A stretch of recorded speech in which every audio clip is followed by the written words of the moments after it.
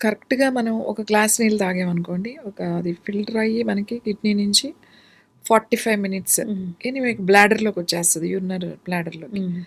బ్లాడర్‌లోకొచ్చిన తర్వాత ఎక్కువ సేపు మనం అది ఫుల్ చేసి ఉంచలేం.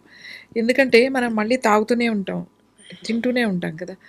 కనీసం ఆల్మోస్ట్ అంటే వారానికి అంటే రోజుకి రోజులో మొత్తం మీద మనం యూరిన్ పాస్ చేయటం పొద్దున్నుంచి సాయంకాలం హ్మ్. 4-5 టైమ్స్ జరగాలి.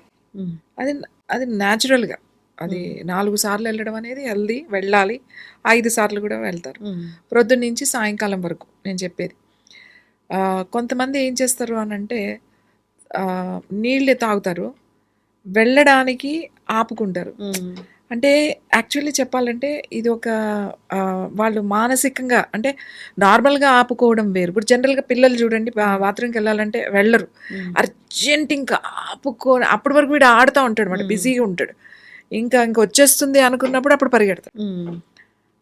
సో, చాలామంది పెద్దవాళ్ళ విషయంలో కూడా యు వెళ్ళాలి అనన్నప్పుడు చాలా వరకు ఆపుతారు. హ్మ్. వెంటనే వెళ్ళరు. వెళ్దాము, వెళ్దాము, వెళ్దాము అనుకుని వెళ్ళరనమాట. అర్జెంట్‌గా వచ్చిన తర్వాత ఇంక కాన్ బట్ అప్పుడు వెళ్తారు. ఇలా వెళ్ళకపోవడానికి కూడా రీజన్స్ ఉన్నాయి. ఇది అంటే మానసికంగా వాళ్ళు దేనికో సఫర్ అవుతున్నారు. అంటే